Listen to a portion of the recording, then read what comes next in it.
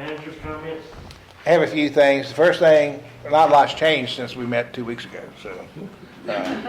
I do want to apologize publicly tonight for the cross-up last month with us reading a letter of request for street closure for an event that had already been canceled.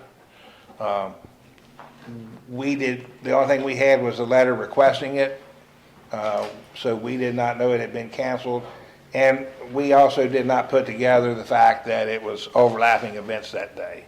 So to everybody that was affected by that, council and Clifton Forge Main Street and the Clifton Forge Shrine Club, I apologize for any confusion or embarrassment that might have caused to those organizations. So, Jefferson School, it's moving forward. The project is still very much on track. We're constantly working with the financial end of things for that to put together a package to bring to council to then present to the Economic Development Authority for that, working with VML Baco finance representatives that are on board with our as our municipal financial consultants to help us keep track of that. David Hill of Hill Studios is still very active in that project. Maria is still very active in that project. And things are moving forward. We've scheduled the public hearing for the Planning Commission to consider the rezoning of that building to accommodate the future use of that from Clifton Forge Public to Clifton Forge Business General. Is that correct? Mm-hmm. So that we can move forward with that project when the time comes, and we're in the process of sending out all of the certified letters to all of the adjoining adjacent property owners. So, the entranceway to Mountain View Cemetery, everybody's seen that. That was a huge mess. It turned out to be a much bigger water line project than anybody dreamed it would be. All of that for a 2-inch water line. But you got to find it. In order to fix it, you got to find it. So they finally found it. They got it fixed. They backfilled it as best they could. Now that it's drying up some, they're going back periodically and working with it to get it raked out and smoothed out. And I promise it will be seeded and strawed well before Easter. We're aware that we're coming into a very important time for that. So we're moving in that direction. So it will be cleaned up and ready before Easter. Both waterline projects are on track as far as their progress. The folks on West Ridgeway Street, the west feeding the line to feed Allegheny County, actually they are 2 days ahead of schedule. So even with the snow and the delays that they had, they're moving right along with that project, and they're slated to be finished very soon after Memorial Day, and have that on board, which brings me to the next thing that we've got hanging out there, and that's paving. As you know, Ridgeway Street is going to be paved from Roxbury Street all the way to the county line at the bridge in front of Scott Hill. That's why it was so important for them to get that portion of that water line done and cover it over and in the ground before we did the paving. Last thing we wanted to do was dig up new paving 6 weeks after we did it. Also, we've got all of our utility cuts where we've had to make repairs through the winter for water line breaks, sewer problems, big one in front of Councilman Vice Mayor Burdett's house. They're all over town, so we have a lot of those.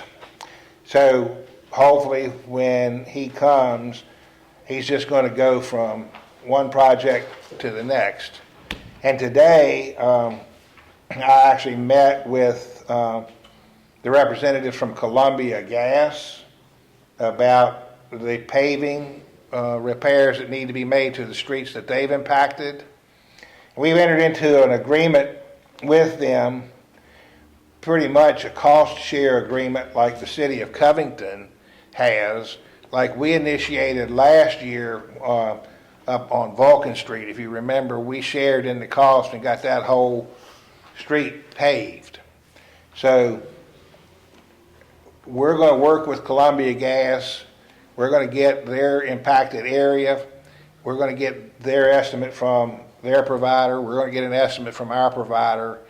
And then we're going to cost share that so there'll be no more piecemeal in those areas. We're going to attempt to be able to pave all of those affected streets gutter to gutter, or at least a paver width wide, that will cover all of the gas cuts. But like Rose Street, there's no way you've got to pave it gutter to gutter. So this actually works out better for them. It works out better for us. It gives us more control, more oversight. Our contractor is going to be doing the job, so we know what we're going to get. So I think that's a very positive thing going forward. Now, I can't tell you a definite date that he's going to start paving, but if the weather stays like it is, the asphalt plants are going to be making production, and we're early on his list. So he may come in here within the next few weeks and start these projects. But the Ridgeway Street project's going to take a while. That's a big project. But it'll be milled and then repaved and relined all the way through. So that whole area will be fixed up. Everybody's met previously and heard about Maria Saxton, sitting right here beside me on the left. Maria has worked for the last 5 years at Hill Studios in Roanoke as their community development, economic development director of that department for Hill Studios. She's also been doing work for the town of Clifton Forge for about 3.5 or 4 years under contract with Hill Studios. And while she's been doing that and helping us make amazing strides and efforts, she's also been doing the same thing for multiple other localities. And Maria was interested in maybe focusing on one area, one locality that she wanted to do that in and make a difference in that locality. And she decided she would like to do that in Clifton Forge. And she came and asked if we would be maybe considering doing something like that. And of course, we jumped at that opportunity to bring her on board. She started on Monday, March 3rd as our Director of Planning and Economic Development for the town. She is a full-time employee of the town. I think she's already a little bit busier than she had anticipated she might be here, but she's got a lot of great ideas. She has been meeting with individuals and council members and everybody to discuss those ideas, and I just wanted to publicly introduce her and welcome her and let you know that she is here to hear what you want and work with council and myself to continue to move Clifton Forge forward. Anything you want to say, Maria?